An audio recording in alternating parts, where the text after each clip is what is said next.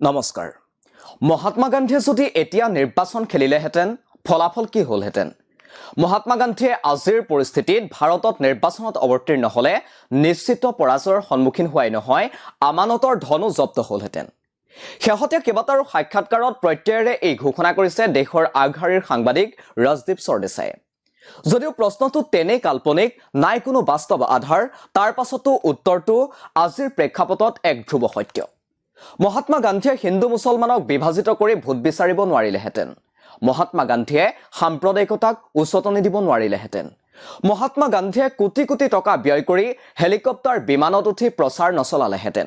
সৰ্বোপৰি মহাত্মা গান্ধীয়ে টকা দি ভোট কিনা ঘটনাক পাপ বুলি গণ্য কৰিলেহেঁতেন। গান্ধীৰ জীৱন আৰু নৈতিকতাই এই আটাইকেইটা কথা স্পষ্ট কৰি গৈছে। গান্ধীয়ে যি 7টা কামক পাপ বুলি গণ্য কৰিছিল, তাৰ ভিতৰত অন্যতম আছিল নীতিহীন ৰাজনীতি আৰু বিনা কামত ধন। স্বাভাৱিকতে গান্ধীয়ে যধে মধে হিতাধিকাৰী সৃষ্টি কৰি নগদ ধন বিতৰণৰ দুৰ্ঘোৰ বিৰোধিতা কৰিলেহেঁতেন। চৰকাৰ ভঙা, দল বাগৰা কামকো প্ৰশ্ৰয় নিদিলেহেঁতেন। স্বাভাৱিকতে আজিৰ যুগৰ ৰাজনীতিৰ বাবে মহাত্মা গান্ধী এজন চৰম অযোগ্য এজন মানুহ। তাৰ পাছতো যদি তেওঁ নিৰ্বাচনত অৱতীৰ্ণ হোৱাৰ দুঃসাহস কৰিলেহেঁতেন, আমানতৰ ধন জব্দ হোৱাটো নিশ্চিত। এই কথাত নিশ্চয় কাৰো তিলমানো সন্দেহ থকা উচিত নহয়। নিৰ্বাচন আয়োগে শেহতীয়াকৈ প্ৰকাশ কৰা তথ্য অনুসৰি 2023-24 বৰ্ষত নিৰ্বাচন আৰু অন্যান্য প্ৰচাৰত শাসকীয় দল বিজেপিয়ে ব্যয় কৰিছে 1754 কোটি টকা। ইয়াৰ বিপৰীতে কংগ্ৰেছ দলে ব্যয় কৰিছে 1129 কোটি টকা। এই সময়ছোৱাত এটা বছৰৰ ভিতৰত বিজেপিৰ উপাৰ্জন 2360 কোটি টকাৰ পৰা 4340 কোটি টকালৈ বৃদ্ধি পাইছে। একেদৰে কংগ্ৰেছৰ উপাৰ্জন 452 কোটি টকাৰ পৰা 1225 কোটি টকালৈ বৃদ্ধি পাইছে। যিখন দেশত এতিয়াও 80 কোটি নাগৰিক চৰকাৰৰ বিনামূলীয়া ৰেচনৰ ওপৰত নিৰ্ভৰশীল, সেইখন দেশত একোটা ৰাজনৈতিক দলে কেনেকৈ নিৰ্বাচনৰ নামত হাজাৰ হাজাৰ কোটি টকা ব্যয় কৰিছে, তাৰ এক চৰকাৰী পৰিসংখ্যা এয়া মাত্ৰ। মহাত্মা গান্ধীয়ে এই ৰাজনীতিক সমৰ্থন কৰিলেহেঁতেনে? আমি সকলোৱে জানো যে নিৰ্বাচনৰ সময়ত প্ৰতিটো ৰাজনৈতিক দলেই কিদৰে পানীৰ দৰে টকাৰ নৈ বোৱাই দিয়ে, যাৰ আচল পৰিসংখ্যা কাৰো ওচৰতেই নাথাকে। তাৰ মাজতে চেণ্টাৰ ফৰ মিডিয়া ষ্টাডিজে প্ৰকাশ কৰা সমীক্ষা অনুসৰি বিগত লোকসভা নিৰ্বাচনত ভাৰতত ব্যয় কৰা হৈছে প্ৰায় 1,35,000 কোটি টকা। অৰ্থাৎ একোটা ভোটৰ বিনিময়ত ব্যয় হৈছে 1400 টকাকৈ। একোটা লোকসভা সমষ্টিত ব্যয় হৈছে 249 কোটি টকাকৈ। সংস্থাটোৱে 2024 সাধাৰণ নিৰ্বাচন সন্দৰ্ভত এতিয়ালৈকে বিতং তথ্য প্ৰকাশ কৰা নাই যদিও 2029 চনৰ নিৰ্বাচন সন্দৰ্ভত 32 পৃষ্ঠাৰ এক প্ৰতিবেদন প্ৰকাশ কৰিছিল। এই প্ৰতিবেদনত 2019 সাধাৰণ নিৰ্বাচনত 55 পৰা 60 হাজাৰ কোটি টকা ব্যয় হোৱা বুলি কোৱা হৈছে। ইয়াৰ ভিতৰত ভোটাৰক পোনপটীয়াকৈ দিয়া হৈছে 12 পৰা 15 হাজাৰ কোটি টকা। প্ৰচাৰত ব্যয় কৰা হৈছে 20 পৰা 25 হাজাৰ কোটি টকা।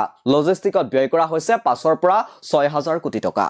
নিৰ্বাচন আয়োগৰ নিয়ম অনুসৰি ব্যয় কৰা হৈছে 10 পৰা 12 হাজাৰ কোটি টকা আৰু অন্যান্য শিতানত ব্যয় কৰা হৈছে 3 পৰা 6 হাজাৰ কোটি টকা। এইদৰে একোটা সমষ্টিত প্ৰায় 100 কোটি টকা আৰু একোটা ভোটৰ বিপৰীতে ব্যয় কৰা হৈছে 700 টকাকৈ। 2019 তুলনাত এই ব্যয় 2024 দুগুণলৈ বৃদ্ধি পাইছে। নীতিহীন আৰু ধন সৰ্বস্ব এই ৰাজনীতিত মহাত্মা গান্ধী তিষ্ঠি থকাটো সম্ভৱ হ'লহেঁতেনে?